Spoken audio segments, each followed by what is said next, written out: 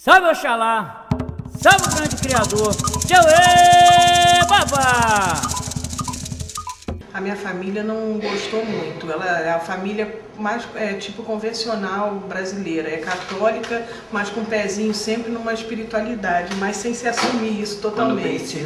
Quando precisa, todo mundo corre para todos os lados, mas só que quando eu decidi mesmo para Umbanda, meu pai sempre questionava um pouco, essas coisas de santo assim, parece que a pessoa vai ficar maluca. Ele sempre perguntava isso, será que você não vai ficar maluca? Não, ao contrário, eu consegui mais equilíbrio até na casa do que antes, né? Quando eu comecei a participar da religião, né?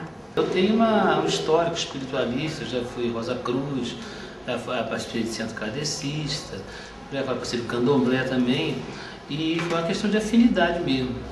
A própria afinidade, eu saí de vários lugares por questão de afinidade. Você tem que encontrar aquele caminho que é mais afim com você, tem que ser uma coisa espontânea, certo? Por isso tem várias religiões, vários modos de lidar com essa realidade espiritual. A Umbanda é uma delas, e eu acho importantíssima no Brasil e no mundo mesmo. Eu conheci a Umbanda fazendo um trabalho sobre a Umbanda. E eu gostei tanto, eu me senti tão afim, e assim, realmente me encontrei. Eu fiz o trabalho, ainda não tinha vindo aqui no centro, e aí no primeiro dia que eu vim eu já sabia que aqui era a minha casa, porque por uma questão de eu me sentir muito bem aqui dentro, eu me senti muito à vontade, como se fosse realmente a minha casa. Então, por aqui eu fiquei mesmo. E Oxalá criou a terra, Oxalá criou o mar. Quando você bate para o orixá, você canta o ponto do orixá, você está chamando aquela energia para circular ali. Isso você vai usufruindo disso. É uma coisa assim, muito leve, muito sem cobrança, você faz tudo espontaneamente. Aqui na casa, principalmente, ninguém aqui se sente obrigado a fazer nada. Na Umbanda nunca se diz não a uma pessoa. Você nunca vai falar que fulano não pode entrar porque ele acredita em outra coisa. Se a pessoa está precisando de ajuda, ela vai ter a ajuda dela. Como o Caboclo das Sete Encruzilhadas, que foi quem anunciou a Umbanda, ele disse que nós aprendemos com os que mais sabem para que a gente possa ensinar aos que menos sabem. E isso é uma coisa que está sempre na Umbanda, porque a gente está sempre aprendendo. Se a gente puder aprender de outras religiões, está ótimo. Se pudermos aprender dentro da nossa religião, está ótimo, mas o importante é o progresso. Não há orgulho com relação a isso. Ela veio resgatar, eu acredito, uma concepção muito antiga, humana, que foi se perdendo aos poucos, uma concepção de um poder pessoal, de uma caridade, um investimento no coração e na caridade com o próximo muito grande. E eu acho que um fenômeno assim que eu acho mais interessante na Umbanda é que tudo é feito através da alegria.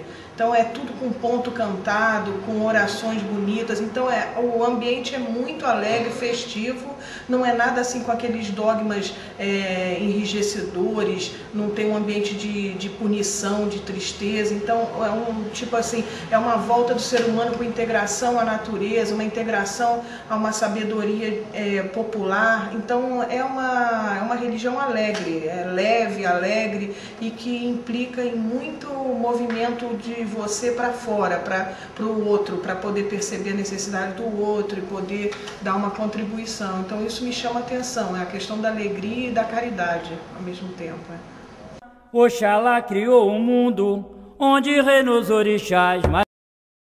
Isso é muito, muito interessante, e até um certo retrato da situação do Brasil, brasileiro, porque a Umbanda é uma religião absolutamente brasileira.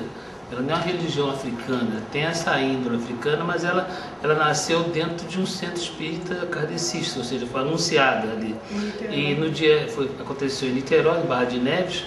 Você pode depois pegar as informações direitinho, a história toda, mas no dia seguinte ela foi fundada na casa do médico que tinha recebido no centro espírita, e era um rapaz novo, 17 anos na época, em 1908, Barra de Neves, em Niterói. Então é uma religião essencialmente brasileira e tem um caráter muito ecumênico.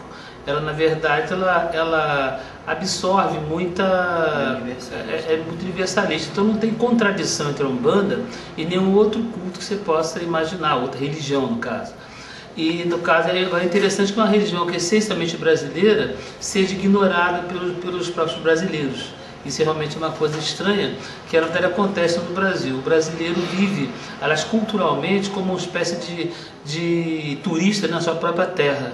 Ele não vê a manifestação folclórica dele como uma coisa dele. Ele vai ver a manifestação folclórica como uma coisa ali daquelas pessoas ali, como se ele não fosse brasileiro. Isso é típico do brasileiro, que é uma coisa que aconteceu muito pela mídia, a mídia que realmente as pessoas veem muito a televisão no país, e isso influencia muito mesmo. Oxalá criou um mundo onde reinos orixás. A pedra deu pra Xangô, meu pai é rei justiceiro. As matas deu para Oxóssi, caçador grande guerreiro. Marcou pescaria farta, ele deu para Iemanjá. Os rios deu para Oxum, os ventos para Oiá. Grandes campos de batalha deu para algum guerreiro. Campinas para Oxalá, deu para seu boiadeiro. Jardim com lindos gramados, deu para as crianças